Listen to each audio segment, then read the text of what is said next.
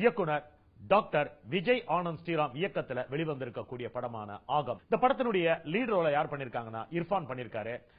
இவர் மெர்க்குரி பூக்கள் அப்படிங்கிற படத்துல அறிமுகமானாரு. அதை தொடர்ந்து பட்டாளம் போன்ற படங்கள்ல இவர் நடிச்சிருக்கிறாரு. இவரே தயாரிப்பாளராகவும் நடிகராகவும் பொங்கி எழு மனோகரா அப்படிங்கிற ஒரு படத்தையும் பண்ணியிருக்கிறாரு. அவர் நடித்து வரக்கூடிய ஒரு படம் அப்படின்னு சொல்லலாம். இந்த படத்தினுடைய ஓவரால் ஒரு வரி கண்டென்ட் என்ன அப்படின்னு பார்த்தோம்னா, இந்த நாட்டிலிருந்து வெளிநாட்டில் சென்று வேலை பார்ப்பவர்கள் அனுபவிக்கக்கூடிய இன்னல்கள் என்ன, இந்த படத்தை பார்க்கிறப்போ முடிவுல நமக்கு இந்தியாவுல வேலை பார்க்கறதை விட ஒரு சொர்க்கமான விஷயம் எதுவுமே இல்ல அப்படிங்கிற ஒரு எண்ணத்தை தூண்டும் வகையில் இது ஓவரால் ஸ்கிரிப்ட் அமைஞ்சிருக்கு. இந்த படத்தினுடைய ஒரு டீடைல் ரிவ்யூ என்ன, இது நம்மளுடைய பாக்ஸ் ஆபீஸ் 123ல என்ன மாதிரியான ஒரு ஜேர்னி எடுத்துக்க போகுது அப்படிங்கறத பொறுத்திருந்து பார்ப்போம்.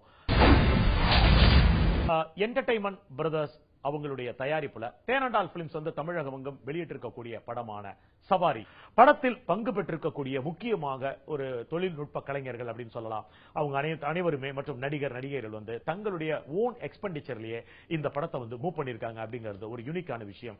அதாவது ஒரு கேமராமேனோ அல்லது தொழில்நுட்பமோ நடிகர் நடிகைகளோ அவங்களுடைய சொந்த செலவுலேயே கார் போன்ற வாகனங்கள்ல வந்திருக்காங்க.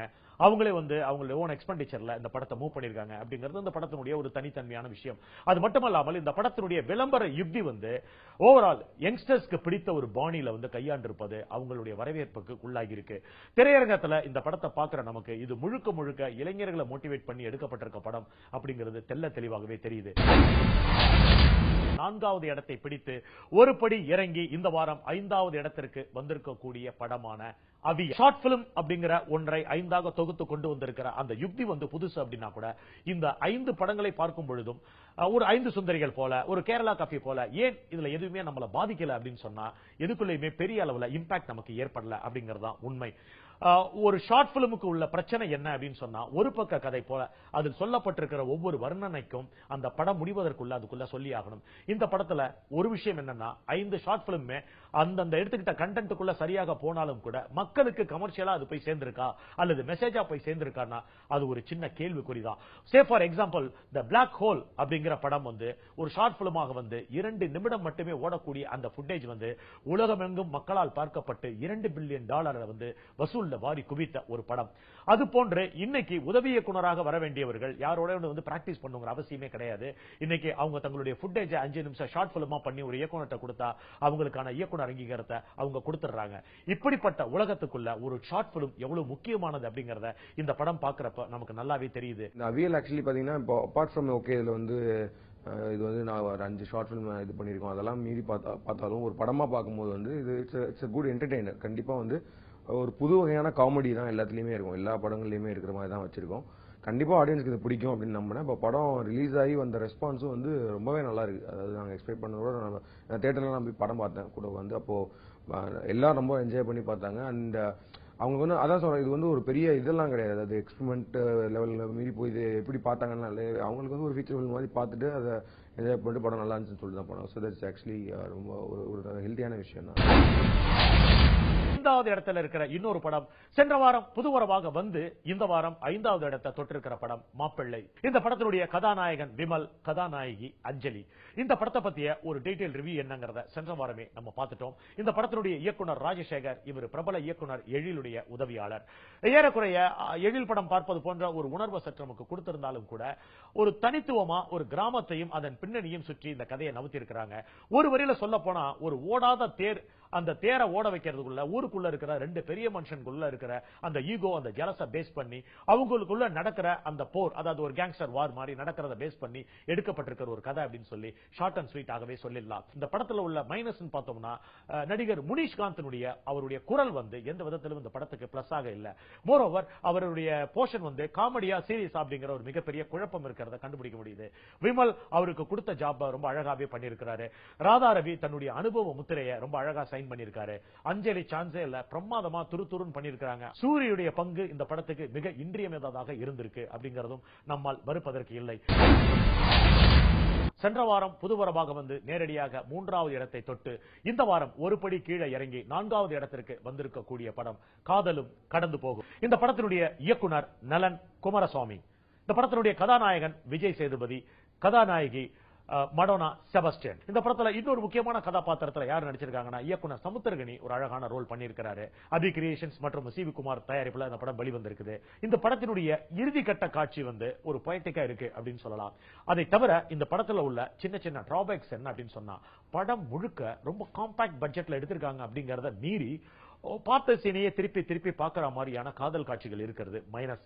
ஆனா படத்தினுடைய பிளஸ் என்ன அப்படின்னு சொன்னா, சமீபத்திய வெற்றியை கொடுத்திருக்கிற விஜய் சேதுபதி தன்னுடைய நடிப்பால இந்த படத்துல நிறைய இடத்துல ரொம்ப அழகா சைன் பண்ணியிருக்காரு அப்படின்னே சொல்லலாம். சூதுகவும் படத்தை எதிர்பார்த்து வருபவர்களுக்கு வேண்டுமானால் இது ஏமாற்றமாக இருக்கலாம்.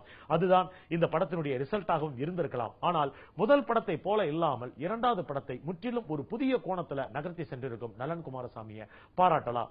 இன்னும் கதையம்சத்தோடு தமிழகத்திலேயே நிறைய ஸ்கிரிப்ட் ரைட்டர்ஸ் எல்லாம் இருக்காங்க, நிறைய கதைகள் இருக்கு.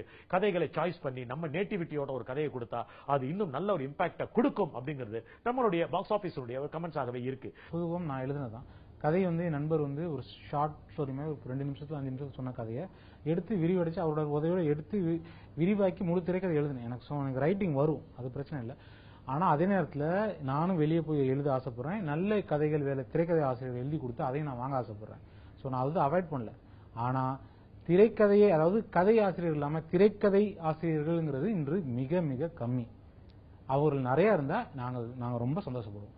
டைரக்டர்ஸ் நிறைய பேர் கதை யோசிக்கணுங்கிற நிர்பந்தத்துக்கு தள்ளப்படுறாங்க. அப்படி இல்லை, டைரக்டருங்கிறது வேற ஒரு கிராஃப்ட். அதை மட்டும் பண்ண தெரிஞ்சா கூட போதும். நல்ல கதைகள் இருந்தா அதை சென்சிபிலிட்டியோட வாங்கி அதோட சென்ஸ் குறையாம எடுக்க தெரிஞ்சா போதும். ஆனா திரைக்கதை ஆசிரியர்கள் தனியா ஒரு பெரிய குழு இங்க இல்லைன்னு சொல்றேன். ஒரு டைரக்டர்ஸ் நீங்க ஈஸியா நீங்க ஒரு முக்கியமான டைரக்டர்ஸ் சொல்லி ஒரு 20 பேர் சொல்லுவீங்களே, அதே மாதிரி முக்கியமான திரைக்கதை ஆசிரியர் 20 பேர் சொல்ல முடியும். அவங்களும் பெரும் சம்பளம் வாங்கணும், அவங்களும் புகழ் பெற்று இருக்கணும்னு நான் சொல்றேன். அப்படி இருந்தா அது இன்னும் சிறப்பாக இருக்கும்னு சொல்றேன். இந்த வார கோலிவுட் புதுவரவாக வந்து நேரடியாகவே 3வது இடத்தை பிடிச்சிருக்கிற படம் இயக்குனர் மணிமாறன் இயக்கத்தில் வெளிவந்திருக்கக்கூடிய படமான புகழ். இந்த படத்தினுடைய கதாநாயகன் ஜெய், கதாநாயகியா சுரபி பண்ணியிருக்கிறாங்க. இந்த படத்தினுடைய இயக்குனர் மணிமாறன். இவர் ஏற்கனவே NH4 அப்படிங்கிற ஒரு படத்தை இயக்கியிருக்கிறாரு. அது மட்டுமல்லாமல் பொறியாளன் அப்படிங்கிற படத்தினுடைய கதை, திரைக்கதை, வசனம் 3மே இவர் கையாண்டிருக்கிறாரு. இவர் பிரபல இயக்குனர் வெற்றிமாறனுடைய உதவியாளர். இந்த படத்துல லீட் ரோல்ல கதாநாயகன் கதாநாயகியை தவிர மிக முக்கியமான பாத்திரங்கள்ல கமலா திரையரங்கத்தின் உரிமையாளரின் மகனான வள்ளியப்பன் ஒரு கதாபாத்திரம் பண்ணியிருக்கிறாரு. மற்றும் இயக்குனர் மாரிமுத்து முக்கியமான ஒரு அரசியல்வாதியாக வந்திருக்கிறாரு. அதை தவிர கருணாஸ் வந்து ஒரு முக்கியமான குணச்சித்திர கதாபாத்திரமா கதாநாயகனுடைய சகோதரனா படம் முழுக்க வியாபித்திருக்கிறாரு. கவிஞர் பிரைசூடன் இதுல ஒரு கம்யூனிஸ்ட்காரரா வந்து ஒரு கலக்கி இருக்கிறாரு. இந்த படத்தினுடைய ஒரு கதையினுடைய மெயின் நாட் என்ன அப்படின்னு பார்த்தோம்னா, நம்மளோட மெட்ராஸ் படத்தை மறந்திருக்க முடியாது, மறுக்கவும் முடியாது. ஏன்னா அந்த படத்தினுடைய கண்டென்ட் அந்த மாதிரி இருந்தது. உலக அரசியலிலேயே ஒரு காம்பவுண்ட் சுவர் எந்த அளவுக்கு முக்கியத்துவம் வாய்ந்திருக்கிறது, அது இந்திய அரசியல் முக்கியமாக தமிழக அரசியலில் எவ்வளவு பெரிய முக்கியத்துவம் வாய்ந்தது அப்படிங்கறத அந்த படம் ரொம்ப அழகாக எடுத்து சொல்லியது. அது போலவே இந்த படம் கூட ஒரு முக்கியமான கண்டென்ட்டை கையில் எடுத்திருக்கு. என்ன அப்படின்னு சொன்னோம்னா, வேலூர் மாவட்டத்திற்கு உட்பட்ட ஒரு பகுதியான வாலாஜாபாத் கிராமத்தை சார்ந்த இடங்களில் நடக்கக்கூடிய களமாக இது இருக்கு. வாலாஜாபாத்ல இளைஞர்கள் பொதுவாக இன்னைக்கு நம்ம நாட்டுல 2 இடங்கள்ல அதிகமாக கூடுவாங்க. அதுல ஒன்னு வந்து டீ கடை, இன்னொன்னு கிரவுண்ட். இந்த படத்துல ஒரு கிரவுண்ட் தான் முக்கியமான விஷயமாகவே கையாண்டு இருக்கிறாங்க. அதன்படி கதாநாயகன் தன்னுடைய சகாக்களோட பொழுதுபோக்கக்கூடிய ஒரு முக்கியமான இடமாக இருக்கக்கூடிய கிரவுண்ட். அங்க நிறைய பேர் வந்து அவங்களுடைய விளையாட்டுக்கான பிராக்டிஸ் எல்லாம் பண்ணிட்டு இருக்காங்க. இந்த கிரவுண்ட வந்து ஒரு ஃபேக்டரிக்காக டாமினேட் பண்ண நினைக்கிற 2 பேர் வந்து, ஒன்னு வந்து வள்ளியப்பன், இன்னொன்னு வந்து இயக்குனர் மாரிமுத்து. 2 பேருமே அரசியல்வாதிகளாக வராங்க. ஆரம்பத்துல விளையாட்ட ஆரம்பிக்கிற இந்த பிரச்சனை ஒரு இடத்துக்கு மேல இந்த கிரவுண்ட கொடுக்க முடியாதுங்கிற நிலைமை வந்து அது ரொம்ப சீரியஸான இஷ்யூவாக ஆகுது. இது பின்னால எவ்வளவு பெரிய சென்சிட்டிவான பிரச்சனைகளை கிரியேட் பண்ணுது அப்படிங்கறத ரொம்ப அழகா முள்ளு மேல விழுந்த சேலை எடுக்கிற மாதிரி திரைக்கதை அமைச்சு பண்ணியிருக்கிறாரு இயக்குனர் மணிமாறன். 2வது இடத்துல இருக்கிற படம் பிச்சைக்கார். தன்னுடைய தாய்க்காக ஒரு மகன் 47 நாட்கள், அதாவது ஒரு மண்டலம் பிச்சை எடுக்கக்கூடிய ஒரு சூழல் ஏற்படுது. அப்படி இருக்கிறப்ப அவர் வாழ்க்கையில அந்த உலகத்துக்குள் சென்று அந்த மனிதர்களை எப்படி சந்திக்கிறாரு, அங்க இருக்கக்கூடிய நிகழ்வுகள் எப்படி இருக்கு, அதை தொடர்ந்து அந்த 48 நாட்களுக்குள் அவரை அழிக்க நினைக்கும் வில்லன் டெந்து 48வது நாள் முடிவில் அவர் எப்படி தப்பிக்கிறாரு. இந்த மாதிரி விஷயங்களை ரொம்ப இன்ட்ரெஸ்டிங்கா சொல்லியிருக்காங்க. இந்த படத்தினுடைய பலம் என்ன அப்படின்னு சொன்னா திரைக்கதை அப்படின்னு சொல்லலாம். என்னுடைய படங்கள்ல வந்து பெரும்பாலான படங்கள் வந்து உண்மைத்தன்மை இல்லாம, அதுல ஒரு ரியாலிட்டி இல்லாம என்னால படம் பண்ணவே முடியாது. இந்த கதை எப்படி அப்படின்னா வந்து, நான் ஒரு பழைய ஓல்டு புக் ஷாப்ல போயிட்டு புக்ஸ் தேடிட்டு இருக்கிறப்போ வந்து அங்க கொண்டு புக்ஸ், பழைய புக்ஸ், பேப்பர்ஸ் எல்லாம் போட்டாங்க. அதுல ஒரு பேப்பர் கட்டிங் கிடைச்சது எனக்கு. அதுல படிச்ச ஒரு ஆர்டிக்கிள் தான் வந்து இப்படி வந்து நான் சினிமாவா மாத்துறதுக்கான கருவை கொடுத்துச்சு. இது வந்து ரியல் லைஃப் ஸ்டோரி தான், ஒரு மனுஷனுடைய ரியல் லைஃப் ஸ்டோரி தான். ஒரு மனுஷன் இப்படியெல்லாம் இருக்க முடியுமா, இந்த காரணத்துக்காக இந்த அளவுக்கு வந்து விட்டு கொடுக்க முடியுமா, எப்படி இது அப்படின்னு சொல்லி பெரிய வியப்பை கொடுத்துச்சு எனக்கு. அந்த மனிதனை பற்றிய கதை தான் இது. இது வந்து ரியல் லைஃப் ஸ்டோரி. டெஃபினட்டா வந்து நான் இந்த படத்தை டோட்டலா வந்து இந்த படத்தினுடைய யூனிக்னஸ் என்ன அப்படின்னு கேட்டீங்க அப்படின்னா, இந்த படத்தினுடைய தீமும் கதையும் அழுத்தி சொல்லுவேன். அதுக்கப்புறம் தான் என்னுடைய டைரக்ஷன், விஜய் ஆண்டனியோட நடிப்பு, மியூசிக் எல்லாம் எவ்ரிதிங். ஃபர்ஸ்ட் யூனிக்னஸ் வந்து ஒரு டிஃபரெண்டான கதரான்னு நீங்க டெஃபினட்டா சொல்லுவீங்க. சராசரி படம் பார்க்கும் ரசிகனுக்கு அவனுடைய உணர்வை, தாய் பாசத்தை தூண்டக்கூடிய அம்சங்கள் நிறைய இருக்கிறதுனால இந்த படம் வந்து ஒரு பெரிய அளவுல வெற்றியும் தொட்டிருக்கு அப்படிங்கறதையும் நம்மளால மறுக்க இயலாது. எப்பவுமே நான் வந்து இன்னைக்கு மியூசிக் பண்ணும்போதும் சரி, நான் படம் பண்ணும்போதும் சரி, முதல்ல ரசிகனா தான் நான் வந்து உட்காந்து படம் பார்க்குறேன், ரசிகனா தான் மியூசிக் பண்றேன், ரசிகனா தான் எல்லாமே பண்றேன். நான் வந்து ஒரு சினிமா கலைஞனாவோ சினிமாக்காரனாவோ இன்னைக்கு வரைக்கும் இருந்ததில்லை. நிறைய உலக படங்கள்லாம் பார்க்கறது இல்லை. ஏன்னா இதுக்கு மேல நான் ஷேர் பண்ணிக்கணும், இம்ப்ரூவ் பண்ணிக்கணும்னு நினைச்சது இல்லை. ரசிகனாவே கடைசி வரைக்கும் அந்த சென்சிட்டிவிட்டி இருக்கு இல்லையா. இப்போ ரசிகன் வந்து பாத்தீங்களா, தியேட்டர்ல படம் பார்க்கும்போது நீங்க எல்லாம் நல்லா இருக்குப்பா, நல்லா இல்லப்பா அப்படின்னு சொல்லிட்டு டைரக்டருக்கு தெரியாத விஷயம். ஒரு 1.5 வருஷம் 2 வருஷம் டைரக்ட் பண்ணுவாங்க, 1.5 வருஷம் மியூசிக் பண்ணுவான், எல்லாமே சேர்ந்து அவங்களால ஜட்ஜ் பண்ண முடியாத விஷயத்த ஒரு ஷோ பார்த்துட்டு நல்லா இருக்குப்பா, ஃபர்ஸ்ட் ஹாஃப் நல்லா இருக்கு, செகண்ட் ஹாஃப் நல்லா இல்லை அப்படின்னு ஈஸியா சொல்ற மாதிரி இருக்கக்கூடிய ரசிகர்கள் தான் பவர்ஃபுல்ன்றதுனால நானும் என்னோட மெச்சூரிட்டி நாலேஜ் எல்லாம் வளர்த்துக்காம ரசிகர்களா இருக்கணும், நார்மலா இருக்கணும் அப்படின்றதுல ரொம்ப குறியா இருக்கிறேன். அப்படிப்பட்ட ரசிகனா இந்த பிச்சைக்காரன் படத்தை பார்க்கும்போது நல்ல படத்தை பார்த்தேன்டா, நல்ல படத்தை பண்ணேன்டா அப்படின்ற ஒரு ஃபீலிங்ல நான் இருக்கேன்.